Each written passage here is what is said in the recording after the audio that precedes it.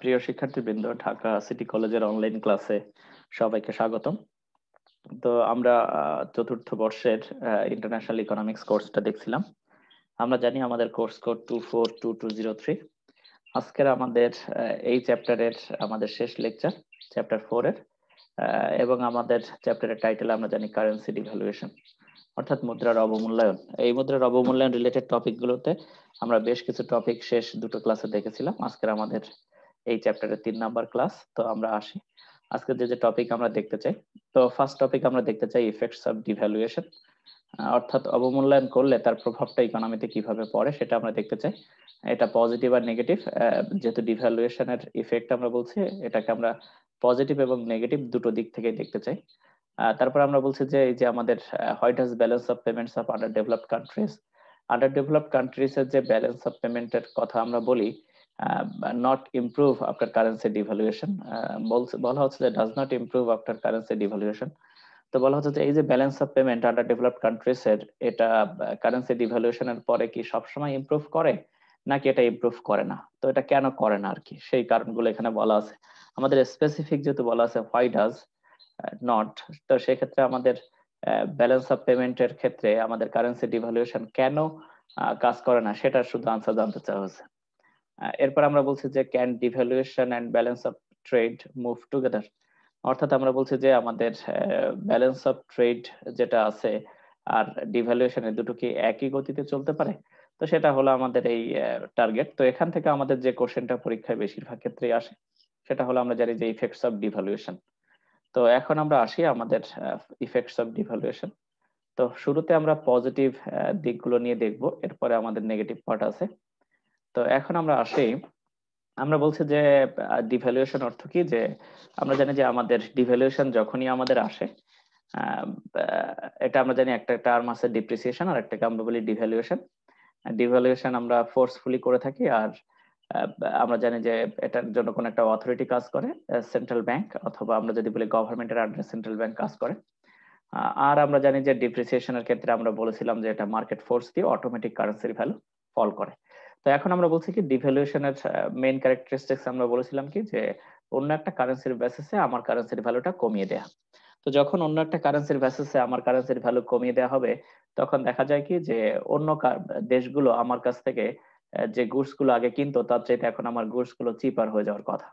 তো যখন চিপার হয়ে যাওয়ার কথা, তখন আপাত দৃষ্টিতে আমার এক্সপোর্টটা বাড়ার কথা, আমার কারেন্ট অ্যাকাউন্ট ভালোর দিকে যাওয়ার কথা।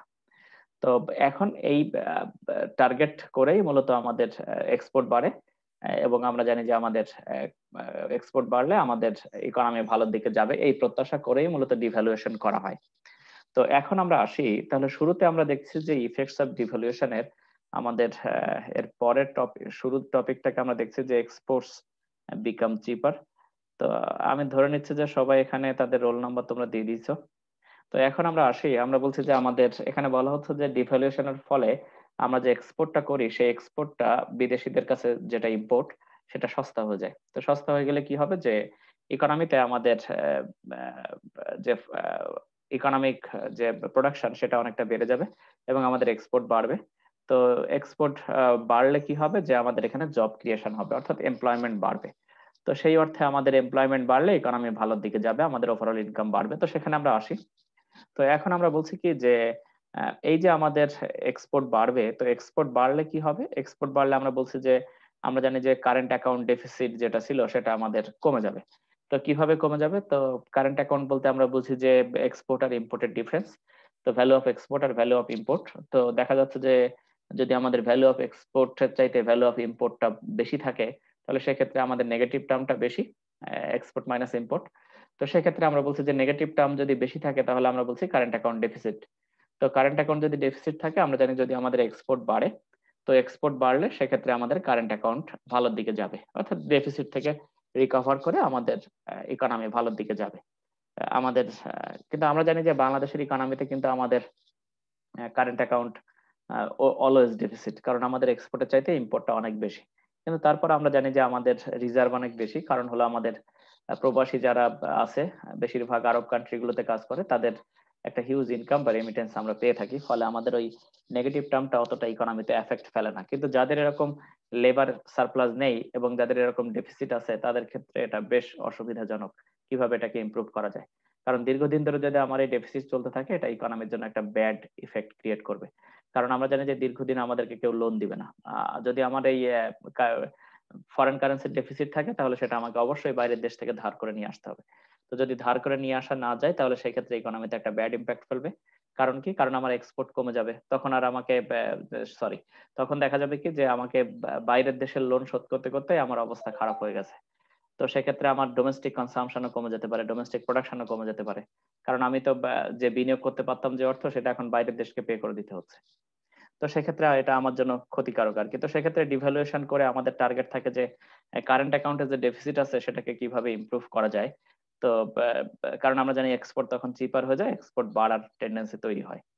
তো এখানে আরেকটা নেগেটিভ ইম্প্যাক্ট আছে, সেটাতে আমরা পরে আসছি। তো এখানে আমরা আসি, আমরা বলছি যে যখন আমাদের এক্সপোর্ট বাড়বে, আমরা জানি সেই সব সেক্টরে যারা কাজ করে তাদের এগ্রিগেট ডিমান্ড ইনক্রিজ করে। তো এগ্রিগেট ডিমান্ড যদি বাড়ে, তাহলে সেক্ষেত্রে আমাদের ইকোনমিক গ্রোথটাও বাড়ে। এগ্রিগেট ডিমান্ড বাড়ার অর্থ কি? যে ইকোনমিতে তারা যে সব দ্রব্য সেবা সামগ্রী ভোগ করতে চায়, সেগুলো ডিমান্ড বেড়ে যাচ্ছে, তাহলে সেগুলোর প্রোডাকশন বাড়বে। তাহলে প্রোডাকশন বাড়লে আবার কি হবে? প্রোডাকশন বাড়লে সেই সব সেক্টরে যারা কাজ করে তাদের আবার ইনকাম বাড়বে, ফলে তারা আবার অন্য সেক্টর থেকে বেশি বেশি কনজিউম করবে। ফলে দেখা যাবে কি যে ওভারঅল ইকোনমিতে একটা গ্রোথ সিচুয়েশন কাজ করবে, অর্থাৎ ইকোনমিক যে প্রোডাকশন, ওভারঅল প্রোডাকশন, সেটা কিন্তু একটা বাড়ার চান্স থাকবে। ফলে দেখা যাচ্ছে কি যে এক্সপোর্ট আমাদের এগ্রিগেট ডিমান্ড বাড়াচ্ছে, এগ্রিগেট ডিমান্ড আমাদের ওভারঅল ইকোনমিতে গ্রোথে কন্ট্রিবিউট করে। তো এরপরে আমরা বলছি যে বলা হচ্ছে যে এমন এক কোন পলিসি, যে পলিসিতে ডিভ্যালুয়েশন কোন ক্ষেত্রে ভালো, ডিভ্যালুয়েশন এমন ক্ষেত্রে ভালো যে এমন কোন পলিসি আমি নিলাম যে ডিভ্যালুয়েশন বাদ দিয়ে, যে পলিসিতে আমার ডোমেস্টিক কনসাম্পশনটা আমি কমিয়ে দিলাম, অর্থাৎ ইকোনমির মানি সাপ্লাই আমি ওভারঅল কমিয়ে দিলাম। তো ইকোনমির মানি সাপ্লাই কমিয়ে দিলে কি হবে? জনগণের হাতে কম অর্থ আছে, তারা কম কম পারচেস করবে। তো যখন তারা কম কম পারচেস করবে, তখন দ্রব্য সেবা সামগ্রীর দাম কমার একটা টেন্ডেন্সি তৈরি হয়। যেমন আমরা যদি দেখি যে এই করোনা পরিস্থিতির পরপরই আমাদের কনসাম্পশনে কিন্তু একটা হিউজ ধাক্কা লেগেছিল। তো সে সময় আমরা দেখেছিলাম যে বেশিরভাগ দ্রব্য সেবা সামগ্রী, যেমন আমরা যদি বলি কাপড় চোপড় থেকে শুরু করে শুধু আমাদের যে শাকসবজি আছে এগুলো বাদে বেশিরভাগ দ্রব্য সেবা সামগ্রীর দাম কিন্তু কমে গেছিল, কমার একটা টেন্ডেন্সি ছিল।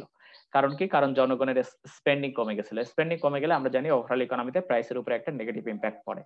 তো সেক্ষেত্রে আমাদের মানি সাপ্লাই সরকার কমায়নি, কিন্তু নেগেটিভ একটা একটা ইম্প্যাক্ট কিন্তু ইকোনমিতে ছিল।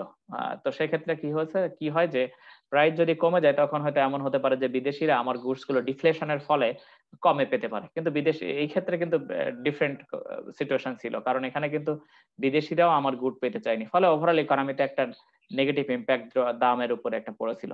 তো এখন এরকম যদি কোনো পলিসি নেওয়া হয়, যে পলিসিটা আমাদের ডিভ্যালুয়েশন না, কিন্তু আমাদের কারেন্সির ভ্যালুটা, আমাদের দ্রব্য সেবা সামগ্রীর দাম কমে যাওয়া, তাহলে সেটাকে আমরা বলি ডিফ্লেশন।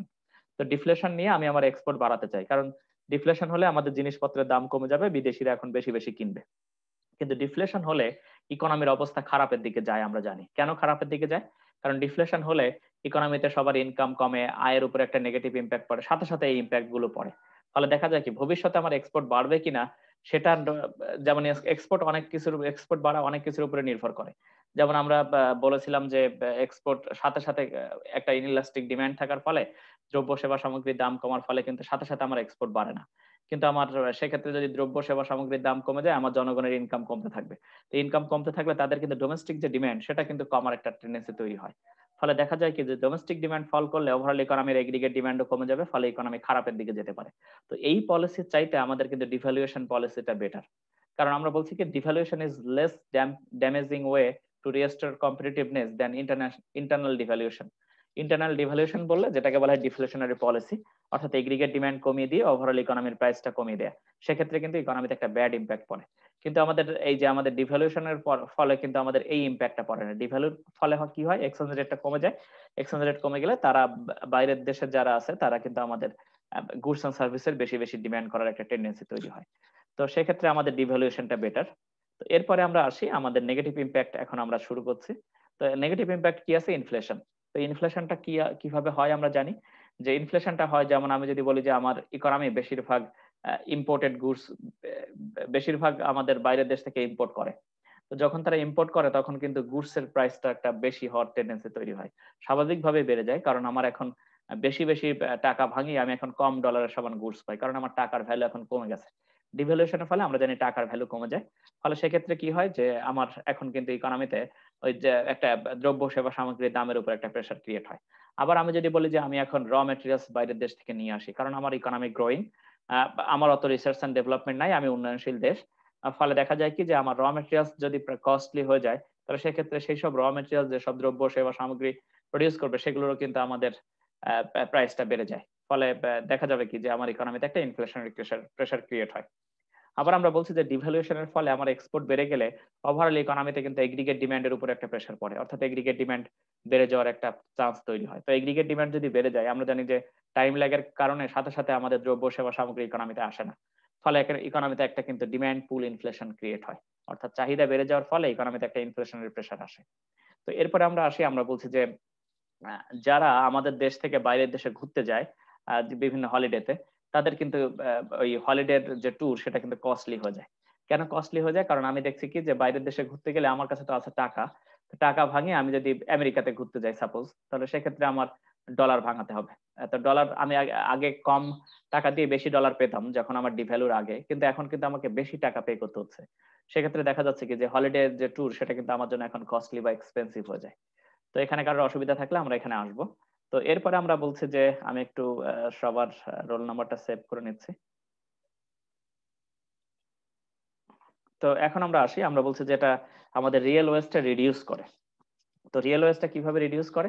আমরা জানি যে আমরা বাইরের দেশ থেকে যখন আমাদের ডিভ্যালু হয়, ডিভ্যালু হওয়ার ফলে বাইরের দেশ থেকে আমাদের দ্রব্য সেবা সামগ্রী আনতে হয় বেশি দাম দিয়ে। কারণ আমরা জানি যে আগে যে পরিমাণ টাকা দিলে যে পরিমাণ গুডস পেতাম, এখন সেটা পাই না। ফলে সেই সেম পরিমাণ গুড কিনতে গেলে আমাদের এখন বেশি প্রাইস পে করতে হয়। তো যখন এরকম বেশি প্রাইস পে করতে হয়, তখন কি হয়?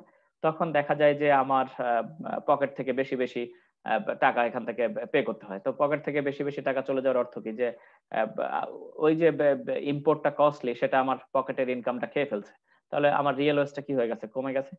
তো আরেকটা কথা হলো যে আমরা যখন বলি যে আমাদের এক্সপোর্ট বাড়লে, যদি আমরা এভাবে চিন্তা করি যে এক্সপোর্ট বাড়লে আমার ইনকামও তো বাড়ার কথা, কিন্তু আমরা জানি যে এই যে আমাদের ওয়েজ স্টিকিনেস আছে, অর্থাৎ সাথে সাথে কিন্তু ওয়েজ বেড়ে যায় না। কেন বাড়ে না?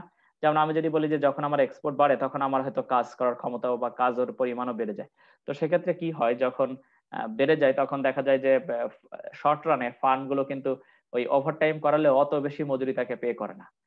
ফলে দেখা যায় কি, অথবা মজুরির বলা হয় যে আমাদের বোর্ড অফ ডিরেক্টরস আছে, তারা ডিসিশন নেবে যে কিভাবে মজুরি বাড়বে, কতটুকু বাড়বে। আমার তো ইনকাম এক্সপোর্ট তো আমার অনেক বেড়ে গেছে, ফলে সেক্ষেত্রে ফুল ক্যাপাসিটিতে আমাদের মেশিনারি গুলো বা আমাদের যে রিসোর্স গুলো কাজ করছে, ফলে ওই ওয়েজ ডিমান্ডটা সাথে সাথে বাড়ে না। কেন বাড়ে না? কারণ আমি যদি বলি যে আজকে যে দেখছি যে বাজারে জিনিসপত্রের দাম বেড়ে গেছে, তো সেক্ষেত্রে আমি কালকের কলেজকে বললাম যে আমার বেতন বাড়িয়ে দাও। আমি বাজারে যে দেখছি ফুলকপি, আলু, চাল, ডাল, তেল, গম এগুলো বেশি দামে কিনতে হচ্ছে। তো সিটি কলেজ বলছে নো নো নো, এটা তো এভাবে বলা যায় না, কারণ সাথে সাথে যে আমার ওয়েজ রেসপন্স হবে এরকম তো আমরা সাথে সাথে দেখি না। বলবে যে আগে আমাদের একটা ভয়েস রেইজ করতে হবে, তারপরে আস্তে আস্তে আমাদের বোর্ড অফ ডিরেক্টরস যারা আছে, বোর্ড মেম্বার্স যারা আছে, তারা এখানে রেসপন্স করবে।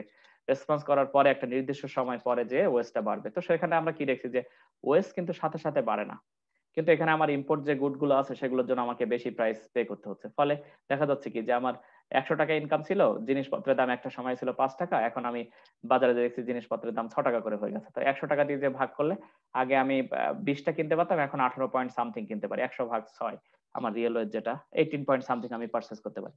তো দেখা যাচ্ছে কি রিয়েল ওয়েজটা আগে ছিল 20, এখন হয়ে গেছে 18, অর্থাৎ রিয়েল ওয়েজটা এক্ষেত্রে কমে যায়। তো এরপরে আমরা বলছি যে দেখা যায় কি যখন আমাদের ডিভ্যালুয়েশন হয়, তখন যদি আমরা বলি যে এখন আমরা ডোমেস্টিক যেমন একটা মার্কেটের কথা যদি আমরা চিন্তা করি, তাহলে ব্যাংকগুলো দেখা যাবে যে আমার কারেন্সি হোল্ড করার টেন্ডেন্সি কমে যাবে। কারণ ডিভ্যালু হওয়ার ফলে তাদের কিন্তু আমার কারেন্সির ভ্যালুটা কমে যায় মার্কেটে। তো মার্কেটে কমে গেলে তারা কি করবে? তারা এই কারেন্সিটা বাদ দিয়ে দেখা যাবে কি যে ডলার হোল্ড করতে চাইবে, কারণ ডলারের ভ্যালু তখন বেড়ে যায়। ফলে সেক্ষেত্রে কিন্তু আমাদের ইকোনমির উপরে একটা নেগেটিভ ইম্প্যাক্ট পড়তে পারে। সেটা কিভাবে? যে যখন আমি দেখছি যে কারেন্সির ভ্যালুটা কমে যাচ্ছে, তখন কিন্তু আমার যে কারেন্সি হোল্ডিং সেটা কমিয়ে দিয়ে আমি কিন্তু ফরেন কারেন্সি হোল্ডিংটা বাড়িয়ে দিতে পারি। তো সেক্ষেত্রে কি হয় যে বাংলাদেশ থেকে কিন্তু টাকা পাচার হয়ে অন্য দেশে চলে যেতে পারে, কারণ কারেন্সির ভ্যালু কমলে আমি ডলারে কনভার্ট করে রাখতে চাই। ফলে ক্যাপিটাল ফ্লাইটের একটা টেন্ডেন্সি তৈরি হয়। তো সেক্ষেত্রে আমার ইকোনমিতে কিন্তু এটা ডিভ্যালুয়েশনটা যে করেছিলাম আমি ফরেন কারেন্সি আর্ন করার জন্য, তার বিপরীতে আমার কিন্তু ফরেন কারেন্সি আবার আমার থেকে চলে যেতে পারে। তো এরপরে আমরা আসি আমাদের টপিক। এরপরে আমরা দেখছি যে আহ, যদি আমাদের আমাদের বাইরের দেশগুলোতে আমাদের ধার দেনা থেকে থাকে, তাহলে সেক্ষেত্রে কিন্তু এটা আমাদের জন্য আরো বেশি কস্টলি করে দিবে। অথবা আমরা বলছি কি এখানে আমাদের if consumers has debts mortgages in foreign currency, mortgage যদি থেকে থাকে, ডিভ্যালুয়েশন করলে কি হবে যে সেই মর্টগেজ বা ডেটের ভ্যালু পে করার জন্য আমাদেরকে বেশি বেশি পে করতে হবে, কারণ আমাদের কারেন্সির ভ্যালু কমে গেছে। ফলে ওই ফরেন ডেট পে করতে গেলে আমাদের এখন বেশি বেশি কারেন্সি পকেট থেকে চলে যাবে। তো সেক্ষেত্রে কিন্তু এটা আমাদের জন্য একটু হিউজ এক্সপেন্সিভ হয়ে যেতে পারে। তো আমরা মোটামুটি আমাদের কারেন্সি ডিভ্যালুয়েশনের ইফেক্টসটা দেখলাম। এখন কোশ্চেন থাকলে আমাকে কোশ্চেনটা করতে পারো। আমি এখন মুখ খুলে দিচ্ছি, এখানে কোথাও যদি কোশ্চেন থাকে। হ্যাঁ, আর 8 নম্বর বলবেন। 8 নাম্বার। হ্যাঁ, তাহলে এখন আমি যদি বলি যে তুমি ধরো যে তুমি দেখছো যে তোমার কারেন্সির ভ্যালু কমে যাচ্ছে। কিন্তু যদি কারেন্সির ভ্যালু কমে যায়, তুমি একজন ধরো ব্যাংকের তুমি ইয়ে ম্যানেজার, সাপোজ ধরলাম ম্যানেজার। তুমি এখন কি চিন্তা করবা যে তোমার ইন্টারন্যাশনাল ট্রানজাকশনে তোমার ব্যাংক কাজ করে, কারণ আমরা জানি ব্যাংক আমাদের ট্রানজাক্টর হিসাবে কাজ করে, ফরেন ট্রানজাক্টর হিসাবে ব্যাংক আমাদের কাজ করে। তো এখন তুমি কি করতে চাইবা,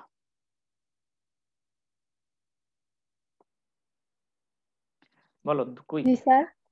ধরো তোমার ব্যাংকের তুমি দেখছো যে তুমি একজন ব্যাংকের ম্যানেজার, তো তুমি দেখছো যে তুমি দুটো কারেন্সি হোল্ড করতে পারো, একটা ডলার আর একটা টাকা। তো তুমি দেখছো যে টাকার ভ্যালু হিউজ পরিমাণে কমে যাচ্ছে, অটোমেটিক কমে যাচ্ছে। তো তুমি এখন তোমার টেন্ডেন্সি কি হবে, তুমি এখন কি করতে চাইবা? এক্সপোর্ট বাড়াবো।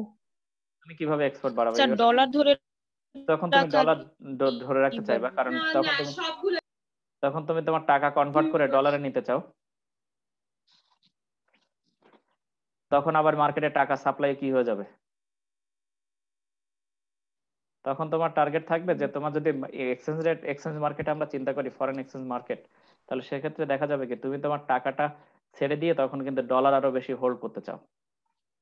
তো তুমি যে ডলার হোল্ড করতে চাও, সেক্ষেত্রে কিন্তু তুমি ডলার মার্কেটে দিতে চাও না সাথে সাথে, কারণ তুমি দেখছো যে ডলারের ভ্যালু দিন দিন বেড়ে যাচ্ছে। তখন কিন্তু তোমার ফরেন হোল্ডিং বেড়ে যায়। আর গভর্নমেন্ট যে ডেট, অর্থাৎ গভর্নমেন্ট যে আহ, আহ, সেটা কিন্তু তুমি ছেড়ে দিতে চাও, কারণ তোমার কাছে এখন এটা রাখতে চাও না, অর্থাৎ টাকার অংশটা কিন্তু তুমি এখন মার্কেটে ছেড়ে দিতে চাও। ফলে দেখা গেছে কি ডিভ্যালুয়েশন হওয়ার ফলে আমার যে ডলারের আর্নিং বাড়বে সেটা না হয়ে বরঞ্চ কিন্তু ডেটটা আরো বেড়ে যায়। কারণ আমি কিন্তু তখন আর ডলারটা মানে ধরে রাখতে চাই, কিন্তু আমি কিন্তু মার্কেটে ডলারটা দিতে চাই না, কারণ ডলারের আর্নিং কিন্তু তখন কমে, মানে ডলার থেকে যে আর্নিং সেটা বেড়ে যাওয়ার ফলে ডলার গুলো কিন্তু হোল্ডিংটা বেড়ে যায়। ডেট হিসাবে আমি কিন্তু তখন ডলার হোল্ড করতে চাই, আমি টাকা হোল্ড করতে চাই না। আবার দেখা যাবে কি যে তুমি যখন দেখছো যে ডলারটা তুমি ডলারটা তাহলে কি ভ্যালু স্যার ডলার, এখানে কি টাকার সাপ্লাই হ্যাঁ টাকা সাপ্লাই বেড়ে যেতে পারে মার্কেটে, কারণ তখন তুমি কি করবে যে ক্যাপিটাল ফ্লাই করে বাইরের দেশে নিয়ে যাবা। কারণ তুমি দেখছো কি যে ডলারের দাম বেশি, তাহলে তুমি এখন ভাবছো যে ঠিক আছে আমার কারেন্সি সব সেল করে দিয়ে আমি এখন ডলারটা কিনে ফেলি, কারণ আমার কারেন্সির ভ্যালু তো দিন দিন কমে যাচ্ছে। আমি ডলারে রাখলে ডলারের ভ্যালুটা আমার হয়তো কনস্ট্যান্ট থাকতে পারে বা ডলারের ভ্যালু বাড়তে পারে ভবিষ্যতে, সে তো তুমি কিন্তু আর এই কারেন্সি হোল্ড করবে না। ফলে কি করবা, তোমার কাছে যদি এক্সট্রা মানি থেকে থাকে, তুমি বলো ঠিক আছে আমি এটা পাচার করে বাইরের দেশে নিয়ে যাই, নিয়ে ওখানে যে ইনভেস্টমেন্ট করবো, দেশে আমি এটা হোল্ড করতে চাই না। সেটাও এখানে হতে পারে। ঠিক আছে, এই যে যদি তারা টাকা তুমি 100 টাকা ধরে রেখেছিলে, তুমি ভেবেছিলে যে 100 টাকা $1, কিন্তু তুমি দেখছো যে এখন আর 100 টাকা $1 কিনতে পারে না, $0.9 কিনতে পারে। তাহলে তুমি তো 100 চাইবা যে আজকেরই সব দিয়ে কিনে ফেলবা, যে 100 যা আছে সব দিয়ে তুমি ডলার কিনে ফেলবা, ডলার কিনে তুমি অন্য কোথাও নিয়ে চলে যাও। ডলার যদি আমার মার্কেটে কাজে না লাগে, কারণ এদের ডলার কেনার যদি ক্ষমতা না থাকে, তাহলে সেক্ষেত্রে তুমি কি করবা যে তুমি ঠিক আছে আমি ডলার নিয়ে এখন বাইরের দেশে চলে যেতে চাই, অর্থাৎ ডলারের যে হোল্ডিং সেটা কিন্তু বাড়বে। আর টাকার যে হোল্ডিং সেটা কিন্তু কমে যাবে, কারণ টাকার রিয়েল ভ্যালুটা কমে যায়।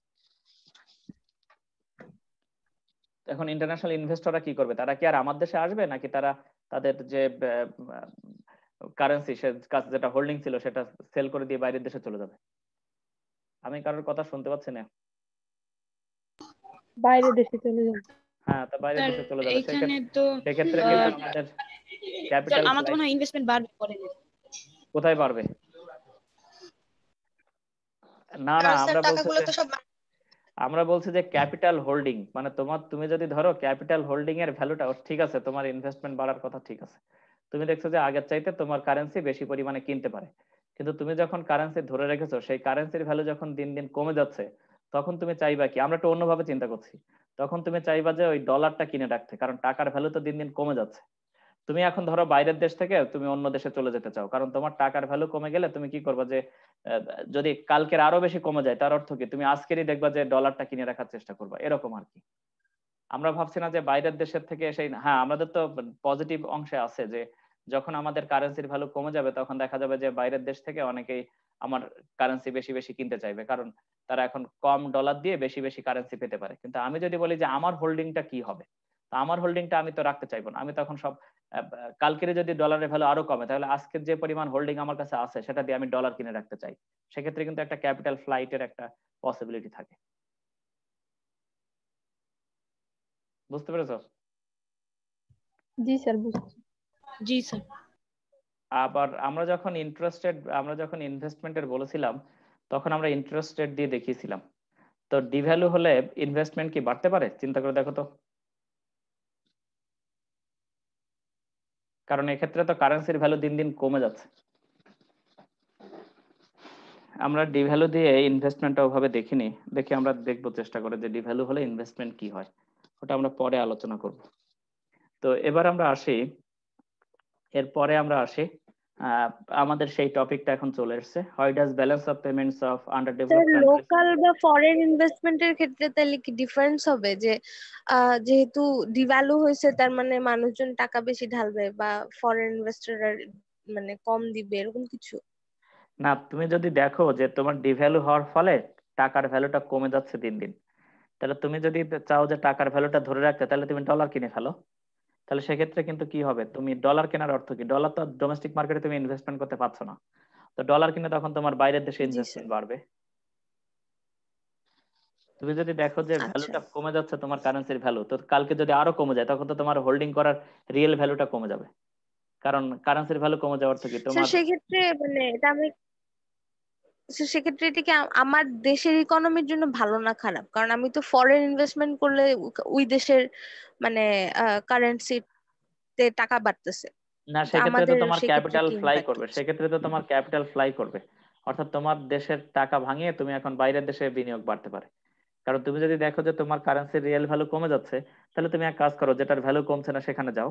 তাহলে যেটার ভ্যালু কমছে না সেটাকে আমরা ডলার বলছি সাপোজ, বা রুপি বলতে পারি। তো ডলার বললে কি হচ্ছে যে ডলারের বা ইউরো বলতে পারি। তো তুমি দেখছো যে ডলারে তুমি যখন কনভার্ট করবে তখন তো ডলারটা অলস তুমি আর রাখতে চাইবে না, তো ডলারটা কোথায় ইনভেস্টমেন্ট করা যাবে? আমেরিকা যে করা যাবে, তখন তোমার ডলারে ইনভেস্টমেন্ট আমেরিকার হয়তো ইনভেস্টমেন্ট মানে বাড়বে। তখন তো টাকার মানে রিটার্নটা আমাদের দেশে আসতেছে, এর জন্য আমাদের লাভ। টাকা রিটার্ন না, তো তুমি তো টাকা রিটার্ন তখন বলছো না, তখন তো তোমার ইনভেস্টমেন্ট বাইরের দেশে চলে গেছে। না না তো স্যার, বাইরে, মানে ইনভেস্ট তো করতেছি, ইনভেস্ট করতেছি, কিন্তু ওটা থেকে আমি যে রেভিনিউটা পাবো না ওটা তো না, আমার সে দেশেই রেভিনিউ, আসতেছে, তাই না? সেটা রেভিনিউ পরের মানে ব্যাপার, ইনভেস্টমেন্ট। সেটা রেভিনিউ পরে। তখন বাইরের দেশের ইনভেস্টমেন্ট বাড়ে, তখন বাইরের দেশ, যেমন আমি যদি বলি আমি সবসময় ফরেন ইনভেস্টমেন্ট এক্সপেক্ট করি, ঠিক আছে? তো যখন আমি ফরেন ইনভেস্টমেন্ট এক্সপেক্ট করি তখন নিঃসন্দেহে আমার একটা ইনকাম জেনারেশন বা ওভারঅল যে আমার এক্সপোর্ট গ্রোথ সেটা কিন্তু আমি এক্সপেক্ট করি। তো সেক্ষেত্রে কিন্তু আমার সেই চান্সটা কমে যায়, কারণ আমার এমপ্লয়মেন্ট জেনারেশন কিন্তু আমার দেশে না হয়ে আমেরিকাতে হবে। ও হ্যাঁ। ঠিক আছে? তো আচ্ছা সেই স্যার। আমরা যেহেতু জি ফরেন স্যার। ইনভেস্টমেন্ট এক্সপেক্ট করি, আমরা চাই না যে ক্যাপিটাল ফ্লাই করে বাইরের দেশে চলে যায়। ঠিক আছে, কারণ তখন কিন্তু কারেন্সির ভ্যালু আরো ফল করে। আমি যখন ডোমেস্টিক মার্কেটে ডলার ভাঙিয়ে যখন টাকা ছাড়তে থাকবো তখন টাকার ভ্যালু কিন্তু আরো কমে যেতে থাকে। ফলে আমার যে এক্সপেকটেশন যে ভবিষ্যতে আরো কমবে সেটা কিন্তু আরো বাড়তে পারে। যে আমি এক্সপেক্ট করি যে সবাই এখন যদি টাকা ভাঙিয়ে বাইরের দেশে চলে যায় তাহলে টাকার ভ্যালু আরো ডিভ্যালু হবে, ফলে কিন্তু আমাদের কারেন্সির উপর একটা ব্যাড ইম্প্যাক্ট পড়তে পারে, এটার ভ্যালু আরো কমে যেতে পারে। ঠিক আছে? আবার যদি ইম্পোর্ট সাথে সাথে আরো কস্টলি হয় জি তাহলে স্যার। সেক্ষেত্রে কিন্তু আরো আমার কারেন্সির ভ্যালু কমবে, কারণ তখন কিন্তু আমার ডলারের শর্টেজ থাকবে। ডলার কমে যাওয়ার থেকে ডলারের ভ্যালু বেড়ে যাও। আর স্যার এই ক্ষেত্রে তো ইনফ্লেশন অনেক হবে মনে হয়। এই ক্ষেত্রে ইনফ্লেশনারি প্রেসার আসতে পারে যদি আমার ইম্পোর্ট, যদি হ্যাঁ কস্টলি তো হবেই, ইম্পোর্ট আরো কস্টলি হবে, ডিভ্যালু আরো বাড়বে, ডিপেন্ডিং হবে, তখন দেখা যাবে কি যে ইকোনমিতে আরো ব্যাড ইম্প্যাক্ট পড়তে পারে। জি স্যার। হুম। তাহলে স্যার এখন কারেন্টলি কি সিচুয়েশনে আছে? কারণ হচ্ছে বাংলাদেশ, $80, সরি, জি স্যার, বাংলাদেশ মানে 80 বাংলাদেশ টাকা টু 1 USD এরকম। সুজানা বলো, হ্যাঁ বাংলাদেশ জি এখন স্যার, কি অবস্থায় আছে? স্যার ভালো অবস্থায় তো আছে, আমাদের তো রেমিটেন্স বাড়তেছে। হ্যাঁ, আমাদের রেমিটেন্স কিন্তু এই যে আমরা দেখেছি 5 মাসের মধ্যে 1,000 কোটি ডলার বোধহয় আমাদের রেমিটেন্স হিসেবে আমরা পেয়েছি, যেটা ইকোনমির জন্য খুবই হেলদি সিচুয়েশন। তো সেই অর্থে গভর্নমেন্ট এখন কি করছে বলো? স্যার গভর্নমেন্ট তো অনেক অনেক ডলার ধরে রাখার চেষ্টা করতেছে। হ্যাঁ, গভর্নমেন্ট এখন কি করছে? গভর্নমেন্ট ডলার হ্যাঁ ধরে রাখে, আমরা স্যার। অন্য কথা ওইভাবে বলছি না। এখন যদি গভর্নমেন্টের যদি ডলারের পরিমাণ এরকম বাড়তে থাকে, তাহলে দেখা যাবে কি টাকার ভ্যালু বেড়ে যাবে। টাকার ভ্যালু বেড়ে গেলে দেখা যাবে কি আমাদের গুডস গুলো বাইরের দেশে কস্টলি হয়ে যাবে, ফলে আমাদের এক্সপোর্ট দেখা যাবে যে লেস কম্পিটিটিভ হয়ে যাবে। তো লেস কম্পিটিটিভ হয়ে গেলে আমাদের এক্সপোর্ট ফল করার একটা টেন্ডেন্সি তৈরি হবে। সেক্ষেত্রে কিন্তু গভর্নমেন্ট কি করছে এখন বলো? মাঝে মাঝে নিউজ পেপার দেখতে হয়, গভর্নমেন্ট এখন মার্কেট থেকে কোনটা কিনে নিচ্ছে? ওই যে স্যার তাহলে তো টাকার সাপ্লাই বাড়াইতে হবে, তখনই তো আমাদের টাকার গভর্নমেন্ট এখন ভ্যালুটা কমবে। গভর্নমেন্ট এখন মার্কেট থেকে ডলার তুলে নিচ্ছে আর মার্কেটে টাকা ছেড়ে দিচ্ছে, হুম হুম হুম, যাতে টাকার হ্যাঁ ভ্যালুটা সেটাই। ওভাবে না বেড়ে যায়। টাকার ভ্যালু বেড়ে গেলে আমরা জানি হ্যাঁ যে নানা সমস্যা ক্রিয়েট হয় ইকোনমিতে, এক্সপোর্টের উপরে। কারণ তখন কিন্তু আমি যদি বলি যে তখন আমার কিন্তু যে ডোমেস্টিক যে ইন্ডাস্ট্রি গুলো আছে, যেমন গার্মেন্টস ইন্ডাস্ট্রি, যারা বেশিরভাগই এক্সপোর্ট ওরিয়েন্টেড, তো এই যে এক্সপোর্ট ওরিয়েন্টেড যে ইন্ডাস্ট্রি, এই ইন্ডাস্ট্রির তখন কিন্তু ভ্যালু, আমি যদি বলি যে আমার ইফিশিয়েন্ট ওয়েতে আমি প্রডিউস করি, তারপরেও কিন্তু আমার এক্সচেঞ্জ রেট বেড়ে যাওয়ার ফলে কস্ট কিন্তু বেড়ে যাবে। বুঝতে পেরেছো? হ্যাঁ, বুঝতে পেরেছো? না বুঝতে পারলে বলো। জি স্যার স্যার বুঝছি স্যার। বুঝেছি। হ্যাঁ, কারণ হলো কি তখন দেখা যাবে কি যে আমি কস্ট কমিয়ে বেশি বেনিফিট পাচ্ছি না, কারণ ডিভ্যালু হওয়ার ফলে আমার আমার রিভ্যালু হওয়ার ফলে, মানে ডলারের ভ্যালু কমে যাওয়াতে, টাকার ভ্যালু বেড়ে যাওয়াতে দেখা যাচ্ছে কি আমার এক্সপোর্ট কিন্তু তখন ওই তারা অধিক ডলার ভাঙিয়ে কিন্তু এখন কম টাকা সমান জিনিস পাচ্ছে, ফলে তাদের দেশে যে জিনিস, মানে স্যার অ্যাডভান্টেজ হারাই ফেলবো তখন আমি। হ্যাঁ, তখন আমাদের এই যে কস্ট অ্যাডভান্টেজটা আমরা পেতাম সেটা কিন্তু এখন কমে যাবে। আচ্ছা, তাহলে আমাদের সময় একটু কমে এসেছে, আমরা এখন দেখি এই টপিকটা আমাদের জন্য জি একটু স্যার। অস্বস্তিকর, তারপর আমরা এটাকে আলোচনা করার চেষ্টা করি। তো এবার আমরা আসি, আমরা বলছি এখান থেকে আহ, এই যে আমাদের বলছি কি যে ডিভ্যালু করলে আমাদের যে আন্ডার ডেভেলপড কান্ট্রি গুলো আছে বা ডেভেলপিং কান্ট্রি গুলো আছে, তাদের দেখা যায় যে ব্যালেন্স অফ পেমেন্ট যেটা, সেটার ইমপ্রুভমেন্টটা কম হয়। তো বা ইমপ্রুভমেন্ট হয় না বলতে গেলে, আমাদের এখানে বলা আছে যে হয় না, যেটা হয় না কেন? তো সেটা বলা হচ্ছে যে লো ইলাস্টিসিটিস অফ ডিমান্ড অ্যান্ড সাপ্লাই। তো লো ইলাস্টিসিটিস হওয়ার ফলে কি হয় যে আমি যখন ডিভ্যালু করি তখন দেখা যায় কি কারেন্সির ভ্যালু কমে যাওয়ার ফলে আমার গুডস গুলোর প্রাইস বাইরের দেশে কমে যায়। তো বাইরের দেশে কমে গেলে ডিমান্ড অনেক বেশি বাড়ার কথা, কিন্তু শর্ট রানে আমরা জানি ইলাস্টিসিটি কম থাকার ফলে দেখা যায় যে ওই সাথে সাথে আমার ওই চেঞ্জটা আসে না, বা যে পরিমাণ সাথে সাথে সাপ্লাই বাড়ানোর কথা আমি ওই পরিমাণ সাথে সাথে সাপ্লাই বাড়াতে পারি না। ফলে অটোমেটিক কি হয়ে যায় যে ডিভ্যালু করার ফলে দেখা যায় যে আমাদের কারেন্ট অ্যাকাউন্টের ডেফিসিট আরো বাড়তে থাকে, ফলে আমাদের যে ইমপ্রুভমেন্ট তার চাইতে আমাদের অবস্থা আরো খারাপের দিকে যায়, আমাদের আরো ডেটারিওরেট করে আর কি, ব্যালেন্স অফ পেমেন্ট অর্থাৎ আরো খারাপের দিকে যেতে পারে। তো এরপর আমরা বলছি কি এইট ফিনান্স ডেফিসিট। তো এইট ফিনান্স ডেফিসিট কি যে বাইরের দেশ থেকে আমাদের এইট ফিনান্স ডেফিসিট বললে আমরা আমাদের যে বাণিজ্য ঘাটতি সেটা মূলত আমরা বাইরের দেশের সাহায্যের উপরে নির্ভর করি। তো বাইরের দেশের সাহায্যের উপরে নির্ভর করলে দেখা যায় যে তারা আমাদেরকে যেভাবে সাহায্য করে সেটা শুধু আমাদের ওই শর্ট টার্ম ডেফিসিটটা আরো বেশি বাড়িয়ে দিতে পারে লং টার্মে। যে সেটা কিরকম যে তারা ডেফিসিট করেছে কিন্তু তারা কিন্তু আমাদের এখানে ইনভেস্টমেন্ট করেনি। আমি যে খাওয়া দাওয়া করেছি বা ভোগ করেছি সেগুলোর জন্য আমার যে ডেফিসিট আছে সেটা তারা ফিনান্স করেছে, কিন্তু এই ডেফিসিট ফিনান্সিং এর ফলে আমি কিভাবে যে ভবিষ্যতে লোন শোধ করব, তো সেই লোন শোধের পেছনে তো কিন্তু তারা খুব বেশি কাজ করে না। কাজ না করলে কি হয় দেখা যায় যে আহ, ওই আরো বেশি পরে আমি ভোগ করতে থাকি, আমার আমার কিন্তু অলরেডি আমার ডেফিসিট আছে। তো ডেফিসিট কিভাবে হচ্ছে, আমার যে পরিমাণ এক্সপোর্ট তার চাইতে আমার ইম্পোর্টেড কস্টটা বেশি। তো অটোমেটিক যদি আবার বেশ তারা আমাকে ওই সাহায্য করে, সাহায্যের মাত্রা বাড়তে থাকবে, কিন্তু সেই ক্ষেত্রে কিন্তু আমার ডেফিসিট কাভারিংটা অত বেশি হবে না। তো এই জন্য ফরেন এইডের ক্ষেত্রে আমাদের মেইন টার্গেট থাকে যে ফরেন এইডটা আমরা কোথায় স্পেন্ড করছি, আমরা কি শুধু খাওয়া দাওয়ার পেছনে ব্যয় করছি নাকি আমরা ইনভেস্টমেন্টের পেছনে ব্যয় করছি। যদি আমাদের ইনভেস্টমেন্ট জেনারেশন হয় ইকোনমিতে, তাহলে সেক্ষেত্রে আমাদের ফরেন এইডটা বেটার। কিন্তু দেখা যায় কি যে আমার দিন আনা দিন খাওয়া, তখন আমি কিন্তু আর ইনভেস্টমেন্টের চিন্তা করি না। যেমন দেখা যায় কি যে আমাদের যে এই যে যারা ক্ষুদ্র ঋণ বিতরণ করে, এটা সব ক্ষেত্রেই যে খারাপ আমরা বলছি না, কিন্তু এটা বেশিরভাগ ক্ষেত্রেই কিন্তু নেগেটিভ ইম্প্যাক্ট ফেলে। সেটা কিভাবে যে যেমন দেখা যায় যে দরিদ্র মানুষজনগুলো এই ক্ষুদ্র ঋণ নিয়ে থাকে, তো তারা ঋণে পড়লেই কেবল ক্ষুদ্র ঋণে যায়। তো ক্ষুদ্র ঋণটা এত ক্ষুদ্র যে ওই আগে যা ঋণ নিয়েছিল সেই ঋণ শোধ করতে করতে দেখা যায় যে কিছু ঋণ ওখান থেকে শোধ করে, কিছুটা খাওয়া দাওয়া করে, পরে আবার ঋণে পড়ে যায়। তো এই ক্ষুদ্র ঋণ কিন্তু এভাবে ইকোনমিতে একটা খারাপ ইম্প্যাক্ট ফেলে। যেমন আমরা দেখেছি যে এই যে ক্ষুদ্র ঋণের নেওয়ার ফলে অনেকে কিন্তু আত্মহত্যা করেছে আমাদের, আমরা বেশ কিছু নিউজে দেখলে এটা দেখা যায়। তো আমরা এটার উপরে আমি কাজও করেছি, দেখা যায় যে এটা ইকোনমিতে কিন্তু ব্যাড ইম্প্যাক্টই বেশি ফেলে। তো এরপরে আমরা আসি যে আমাদের কিন্তু যদি বলা হয় যে এটা আমি অবজার্ভ করতে পারি যে এই ক্ষুদ্র ঋণটা তারা কিভাবে ব্যয় করছে, তাহলে সেক্ষেত্রে হয়তো ক্ষুদ্র ঋণটা আমাদের জন্য গুরুত্বপূর্ণ হতে পারে। তো এরকম আমাদের যে ডেফিসিট, সেই ডেফিসিটটা যদি ইনভেস্টমেন্টের না হয়, যদি আমরা খাওয়ার পেছনে ব্যয় করে ফেলি, তাহলে ডেফিসিটটা কিন্তু আমাদের লিঙ্গার করবে আর কি, আরো দীর্ঘমেয়াদী ধরে এটা চলতে থাকবে। তো এরপর আমরা বলছি ইফেক্টস অফ ডোমেস্টিক এক্সপেন্ডিচার। তো যদি আমরা বলি যে যদি ডোমেস্টিক এক্সপেন্ডিচার আমাদের বেশি থাকে, তাহলে সেক্ষেত্রে কিন্তু আমাদের বাইরের দেশ থেকে ইম্পোর্টটা বাড়বে, ফলে ডিভ্যালুয়েশন হওয়ার ফলে সেক্ষেত্রে কিন্তু আমাদের আরো অবস্থা খারাপের দিকে যেতে থাকবে। এরপর আমরা বলছি যে existence of different time lags factors. তো ডিফারেন্ট টাইম ল্যাগস ফ্যাক্টর বলতে আমরা কি বুঝি, যে আমি ডিভ্যালু করলাম কিন্তু সাথে সাথে আমি একটা ইম্প্যাক্ট প্রত্যাশা করি। তো দেখা যায় যে এই অনুন্নত দেশগুলোর ক্ষেত্রে সাথে সাথে কিন্তু, বা উন্নত দেশগুলোর ক্ষেত্রে কিন্তু সাথে সাথে ইম্প্যাক্টটা মার্কেটে আসে না, কিন্তু তারপরেও কিন্তু আমাদের ইম্পোর্টের জন্য কস্ট থেকেই থাকে। ফলে দেখা যায় কি যে এই যে টাইম ল্যাগ ফ্যাক্টর গুলোর জন্য আমার যে ইফেক্টিভনেস কারেন্সি ডিভ্যালুয়েশনের, সেটা আরো বেশি অবস্থা খারাপের দিকে আমাকে নিয়ে যায়, কারণ সাথে সাথে ইমপ্রুভমেন্ট হয় না, একটা দীর্ঘমেয়াদী প্রক্রিয়া থাকে, আবার এদিকে আমার ইম্পোর্টের জন্য কস্টলি হয়ে যায়।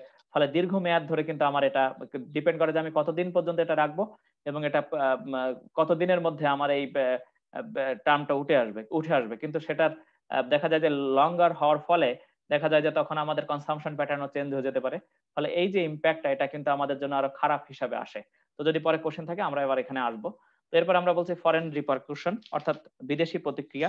তো দেখা যায় যে আমি যদি ডিভ্যালু করি, তারাও ডিভ্যালু করে, অথবা এমনও হতে পারে যে আমি যদি ডিভ্যালু করি, তারা হয়তো তাদের যে ফার্মগুলো বা কোম্পানিগুলো আছে, তারা ওই ডাম্পিং করে, যে এখন আমি প্রফিট কমিয়ে দিলাম, আমি এখন কম দামে তোমাকে দ্রব্য সেবা সামগ্রী দিব। ফলে দেখা যাবে কি তখন কিন্তু আমার ওই বাইরের দেশগুলো, যদি আমি যেসব দেশে দ্রব্য সেবা সামগ্রী পাঠাই, সেই সব দেশে যদি আমি বলি যে এক্সপোর্টটা কম কস্টলি হয়ে গেছে, কিন্তু বিদেশি যারা প্রডিউসার আছে তারাও ওখানে কম কস্টে বিক্রি করছে, অল্প শর্ট রানে লস করছে, কিন্তু লং রানে তারা প্রফিট করবে। ফলে দেখা যাবে কি যে আমি যে ড্যাম্পেনিং করেছিলাম, আমার যে ডিভ্যালু করেছিলাম আমার এক্সপোর্টটা বাড়ানোর জন্য, সেটা কিন্তু আর ওভাবে বাড়বে না। বিদেশি যেসব কম্পিটিটর আছে তারাও কিন্তু প্রাইসটা কমিয়ে দিতে পারে, যদি তারা অনেক মানে আমরা যদি বলি যে মাল্টিন্যাশনাল টাইপের কোম্পানি হয়, বা মনোপলি, যাদের মনোপলিস্টিক কম্পিটিটিভ বিহেভিয়ার যাদের আছে, তারা কিন্তু এগুলো করতে পারে। এরপরে আমরা বলছি যে টাইম ডিমেনশন অফ ডিভ্যালুয়েশন। তো দেখা যায় যে অবমূল্যায়নের সময় পরিধি, এটা কিন্তু একটা গুরুত্বপূর্ণ অবদান রাখে, কারণ ফার্মগুলো চিন্তা করে যে এই অবমূল্যায়ন কতদিন হবে, তত অবমূল্যায়ন আসলে সবসময় থাকবে কিনা। যদি সবসময় না থাকে, তাহলে কিন্তু আমি অতটা আমার উইলিংনেস নেই যে আমি আমার এক্সপোর্টটা অত বেশি বাড়াবো। ফলে দেখা যাবে কি যে আমি আমার ক্যাপাসিটি বাড়াবো, কারণ ক্যাপাসিটি বাড়ালে বা বাড়ানোর পরে দেখলাম যে অবমূল্যায়ন নেই, ফলে দেখা যাবে কি সেক্ষেত্রে আমার কিন্তু এক্সপোর্টটা অত বেশি বাড়বে না, বরঞ্চ আমার কস্টটা বেড়ে যাবে সেক্ষেত্রে। তো এখানে আমি একটু মুখ ওপেন করে দিচ্ছি, তোমাদের কোশ্চেন থাকলে দ্রুত করো, আমাদের আরেকটা টপিক আছে এরপরে, আমরা আজকের শেষ করা আমাদের টার্গেট। হ্যাঁ, কোশ্চেন থাকলে বলো। হ্যাঁ, তোমরা কথা বলতে পারবা, যে কেউ একজন বলো, না হলে আমরা এই টপিকে চলে আসলাম। স্যার নেক্সট টপিকে যান। আচ্ছা, তাহলে এখন আমরা আসি, আমরা বলছি যে can devaluation and balance of trade move together. তাহলে ডিভ্যালুয়েশন আর ব্যালেন্স অফ ট্রেড একসঙ্গে চলে কিনা আমরা দেখি। তো আমরা বলছি যে এটার বাংলাটা আমরা বললাম যে মুদ্রার অবমূল্যায়ন এবং বাণিজ্য ঘাটতি কি একই সাথে চলতে পারে। তো আমরা ফার্স্ট দেখি যে বিনিময় হার এবং মূল্যের পরিবর্তনের মধ্যে ব্যবধান। তো আমরা জানি যে বিনিময় হার কমে গেলে কি হয়, বিনিময় হার কমে গেলে আমাদের সাথে সাথে মাথায় আসে যে আমাদের কোনটা বেড়ে যাবে, আমাদের এক্সপোর্টটা বাড়বে। কিন্তু যদি বিনিময় হার বাড়ার সঙ্গে সঙ্গে যদি আমাদের প্রাইসটাও চেঞ্জ হয়ে যায় গুডসের, কারণ যখন আমাদের এক্সপোর্ট ডিমান্ড বাড়বে তখন আমাদের র মেটেরিয়ালস এর ডিমান্ডও বাড়বে। র মেটেরিয়ালস এর ডিমান্ড বাড়লে যদি আমাদের প্রাইসটাও বেড়ে যায়, তাহলে সেক্ষেত্রে কিন্তু আমাদের এই যে ডিভ্যালুয়েশন করেছিলাম, সেক্ষেত্রে কিন্তু আমাদের ব্যালেন্স অফ পেমেন্ট কিন্তু ভালোর দিকে যাবে না, খারাপের দিকে যেতে পারে। এরপর আমরা বলছি কি জে কার্ভ ইফেক্ট। তো জে কার্ভ ইফেক্ট আমরা কি বলেছিলাম, যে যদি আমরা ডিভ্যালু করি, তাহলে সাথে সাথে দেখা যায় যে আমাদের ব্যালেন্স অফ পেমেন্ট কিন্তু ওই আরো খারাপের দিকে যেতে পারে, কারণ শুরুতে কিন্তু আমাদের যে গুডস গুলোর ডিমান্ড বাইরের কান্ট্রিগুলোতে, সেগুলো কিন্তু অনেকটা ইনইলাস্টিক টাইপের। তো ইনইলাস্টিক টাইপের হওয়ার ফলে কি হয়, দাম কমে গেলে চাহিদা অতটা বাড়ে না, ফলে কিন্তু আমাদের ব্যালেন্স অফ পেমেন্টটা অথবা ট্রেডটা খারাপের দিকে যেতে পারে। এরপর আমরা বলছি যে ফরেন রিয়াকশন। তো ফরেন রিয়াকশনটা আমরা কি বলছি, যে আমি ডিভ্যালু করলে তারাও ডিভ্যালু করলো, ইম্প্যাক্ট নেই, ইকোনমি আরো বরঞ্চ খারাপের দিকে গেছে, কারণ তখন আমার ইম্পোর্টের জন্য বেশি বেশি পে করতে হচ্ছে। তো এরপর আমরা বলছি যে time spend for maintaining devaluation effective. তো এটা আমরা আগে একবার দেখেছি, আমি ডিভ্যালুয়েশন কি শর্ট রানে করব নাকি লং রানে করব। যদি এটা দীর্ঘমেয়াদ ধরে একটা যদি ইফেক্টিভ হয় তাহলে সেক্ষেত্রে দেখা যাবে যে এটা ভালোর দিকে যেতে পারে। আবার যদি ডিভ্যালু করার ফলে যদি আমার এক্সপোর্টটা না বেড়ে দীর্ঘমেয়াদে যদি আমার ইম্পোর্টের জন্য কস্টলি হয়ে যায়, তাহলে সেক্ষেত্রে কিন্তু আমার ব্যালেন্স অফ ট্রেডটা বা ব্যালেন্স অফ পেমেন্টটা সেক্ষেত্রে খারাপের দিকে যেতে পারে।